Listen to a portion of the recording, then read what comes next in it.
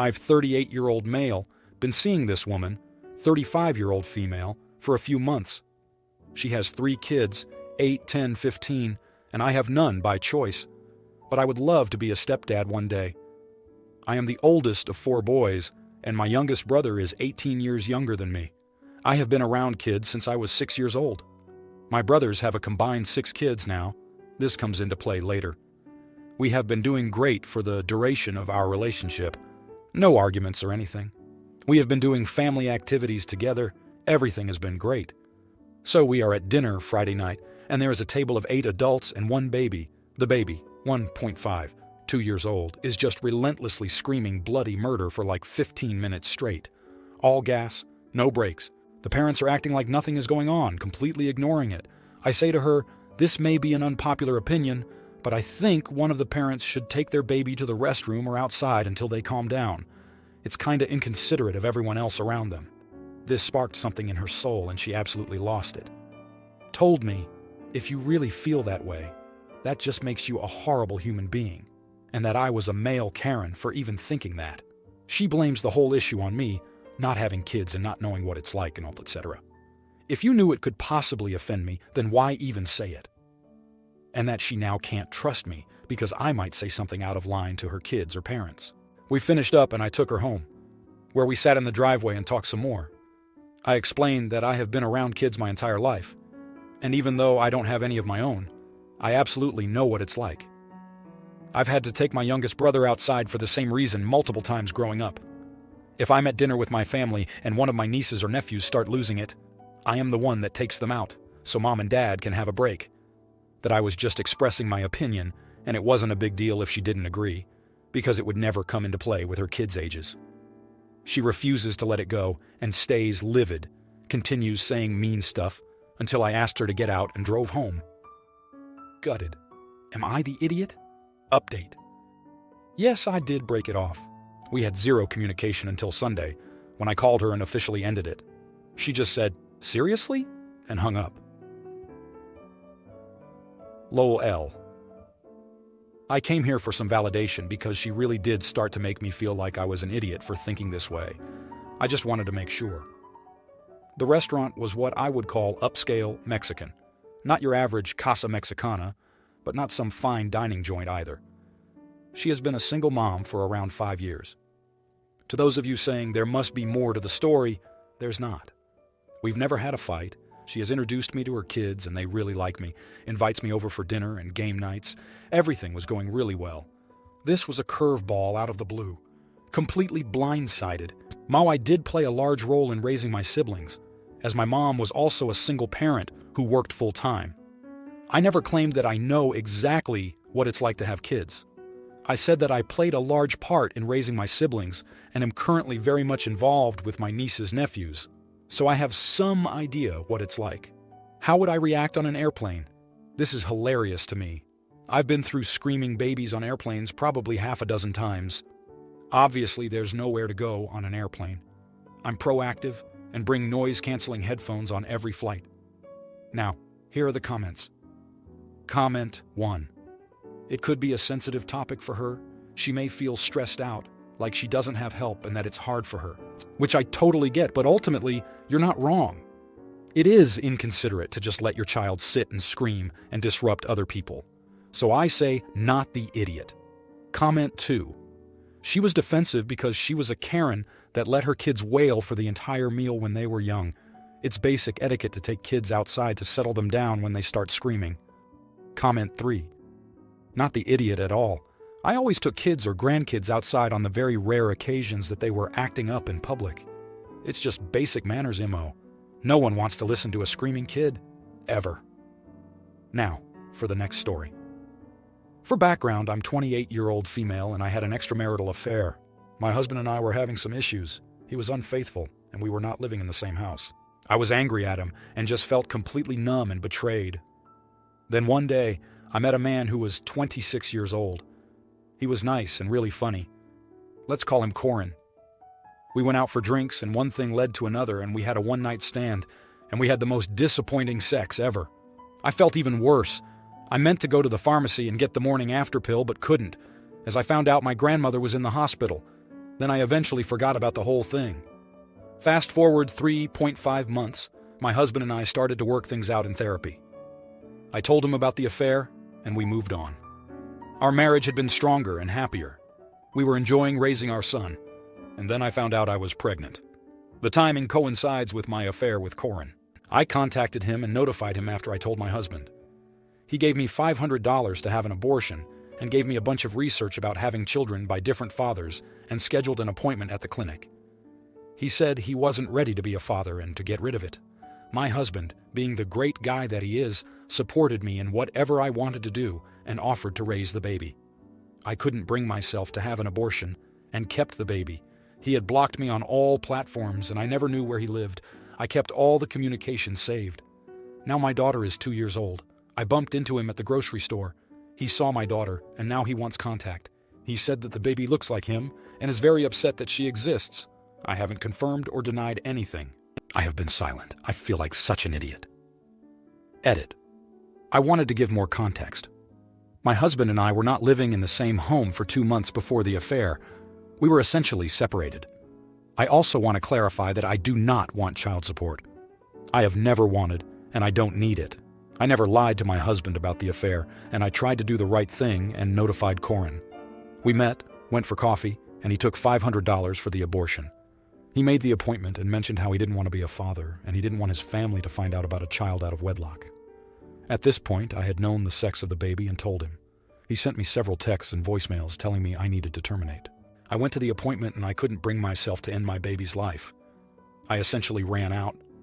I tried to call him, and he had blocked me on every platform. I tried calling from different numbers, nothing. I eventually got the hint. My husband and I were friends, and we both made terrible mistakes. We own that. I never asked him to sign the birth certificate. He made that choice and has been the best father. I did not tell Corin about the paternity when I saw him again until I had spoken to a lawyer. And with how he reacted when he saw her, it was anger, almost violent. I am not letting my daughter anywhere near that temper. He only wants her because his parents don't have any grandchildren. The messages never state he wants to bond or interact. It always states the grandparents want to meet her. Until everything is solved in court, I am not going to issue contact. My husband signed the birth certificate. He is her father. I would have gladly returned his money if I knew where he was at the time. So there's that. I only made this post as a way to vent. At this point, my daughter is the most important person, and her well-being is and will be priority. Now, here are the comments. Comment 1. In many states, proof of paternity is established through the fruit of the union. All kids from a married couple are presumed to be from the married couple. Lawyer up and communicate through an attorney. Comment 2. I can't get past the unsafe sex with basically a stranger. Edit. OP did not use any type of birth control. Her birth control didn't fail because it was non-existent. Comment 3. Right now, your husband is the legal father. If Corin wants contact, he has to go through the courts and request paternity. Do not start any contact with him. Now, for the next story. Background. My wife and I are getting divorced after being married for 19 years. We have 2 kids, ages 12 and 10. X is an elementary school teacher. The split has been very amicable, nobody cheated, and there was very little drama in general. We've just grown apart and neither of us feels like we are in love anymore. After 4 years of struggling, we decided it was time to end it. We agreed to split our savings 50-50ths, and we split time with the kids 50-50ths also. While we were separated, I worked out all of our expenses and offered a specific amount for monthly child support based on our income expenses. Things were amicable, so I thought we could work the divorce/custody/child support stuff out between us without involving lawyers and wasting a bunch of money. I suspect her sister has been in her ear because my ex suddenly decided she wanted to pursue court-ordered child support. I felt like I was being pretty generous, and honestly I was happy to do so as I make a decent living and she needs to survive on a teacher's salary. Fast forward to last week and it turns out the court-ordered child support is less than I was giving her. It's not less by much, to be honest. Roughly 15% less. I told her I would pay the court-ordered child support and not a penny more, and she's losing her mind about it. Am I the idiot? Update.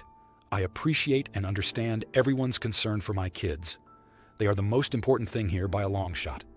That said, the kids are just fine. I am fortunate to make a good living, and my kids want for nothing. I worry more about them being spoiled than I do about them not having what they need. College is sorted for both of them already. Now, here are the comments. Comment 1. Nope. She actually did the right thing in getting the court involved because, as you can see, you just never know who people can be.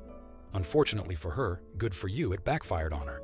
I went through a divorce, and it was amicable, but I ensured everything was in writing just in case. And it saved me when his new wife started to dictate what he should not be doing for his kids. Comment 2. I hope this is your wake-up call that things are less amicable than you think they are. Be prepared for her to try for full custody next, to get more money. If you don't want this to happen, go waste some money and talk to your lawyer about how to prepare for a custody fight. If you wait until she makes a move, you'll regret it. Not the idiot. Comment 3. Not the idiot. You gave her a fair offer, and she insisted on taking door number 2. That puts an end to the earlier offer. This is much more adversarial than you want to admit. Spend that 15% on a lawyer to make sure you don't get blindsided by anything else. Now, for the next story. My ex and I had been dating for over 2 years when she cheated on me at a Halloween party. She called me a few days afterwards to tell me she cheated. She claimed she felt bad about it, which is why she was telling me, and claimed she felt like our relationship was over, which is why she let it happen. I was super busy with work, trying to make enough to get a place for both of us. I broke up with her and hung up. So, I updated my Facebook to say I was single again, and a couple of my friends asked me why on the update. I responded with, "She cheated on me at a party." Well, roughly 7 hours later, my ex's friends and sister are blowing up my Facebook and phone, threatening me and calling me an idiot for bringing strangers into my ex and me business. To which I feel, if she didn't want other people knowing she cheated on me, maybe she shouldn't have freaking cheated on me. So, I guess, am I the idiot for being honest to people about why I broke up with that girl? Or should I have just acted like it was mutual? Now, here are the comments. Comment 1. Not the idiot. Your ex-girlfriend cheated, and then she called you to tell you. I honestly feel it's because she wanted you to break up with her. Well, she got what she wanted, as well as everyone finding out about her actions. It's none of the friends' business, because I doubt if their significant other cheated on them, they would hold back. Comment 2. Not the idiot. This has the vibe of, if you don't want people to know you are an idiot, then don't be an asshole. She made her bed. Let her lie in it. I know you are probably hurt right now, OP. Know that with time, it will heal the wounds she has caused you. I wish you positive vibes. Comment 3. Not the idiot. She was totally at peace with her cheating when she told you about it. She only started caring once it made her publicly look bad. Still proving she only cares about herself. Nothing of value lost here, man. Now, for the next story. My 36-year-old male, wife, 27-year-old female, and I got in a fight. As she has done many times when we fight, she took my wallet and my phone and refused to give them back to me. After demanding for a while for her to give them back without any success, I left the house to go for a walk and cool down. When I come back home, she is no longer there, and I receive an email from my bank for potential fraudulent charges on my credit card. I check my account and there is a pending charge for $2,000 from a high-end luxury store. Turns out it was for a pair of shoes. I call my bank, tell them my card was stolen, and ask to cancel the charge and cancel the card. Now, my wife is angry at me because we don't have a credit card to use and thought that I overreacted by doing that. She is blaming me for not having a credit card, failing to recognize that it was her actions that led to it. We already have about $10,000 in credit card debt, and I wasn't about to have another $2,000 on top of that. I especially wasn't going to just let it happen without any consequences because I definitely don't want it to happen again in the future. So, am I the idiot? Edit. Because many people have been asking, she did not end up getting the shoes. She pre-ordered them online and was on her way to pick them up from the store when I canceled the transaction and the card. So there are no worries there. Edit. Thank you all for your support and advice. It has really opened my eyes. This incident is just one of many, and is honestly one of the less intense fights we have had. There is so much more I've endured in this relationship, and I have felt very alone throughout all of it. So again, I thank you for your support. I know some of you also reached out to Reddit Care Resource. and they have reached out to me with contact info for a crisis hotline which I will use. To those of you who reached out to them, I am grateful for you and thank you for your care and concern. I am going to take the steps necessary to protect myself and document the abuse and start working on getting divorce papers ready. I know I can't live like this for the rest of my life and need to get out of this terrible situation I have put myself in. For those of you asking whether or not we have kids, luckily we do not, and we do not have any plans to. I will make sure it stays that way. Thank you all again. You have made me feel very supported during a time in my life where I have felt very alone and scared. I really can't thank you enough. Now, here are the comments. Comment 1. Not the idiot, but this relationship is doomed. She takes your wallet and credit cards when you fight and spends $2,000 on shoes. You canceled the card because she keeps doing this crap? Be careful. The next time you two have a fight, she's going to find a new way to punish you. It will probably be worse than before. Comment 2. What the actual frick? It is no normal for someone to steal their partner's wallet after a fight. Your wife is batshit crazy, and I suspect she's more abusive than you're letting on. Fricking leave, dude. That's how you stop it from happening in the future. Comment 3. Nope, not the idiot. Revenge spending is a horseshit maneuver by an immature person who can't or won't accept either reality or consequences. Hate to say it, bud, but this relationship sounds unhealthy for you. If you liked this video, you'll probably like these too. Also, while you're here, please consider subscribing. It's your support that keeps this channel alive and allows me to make better and longer videos. Have a great day.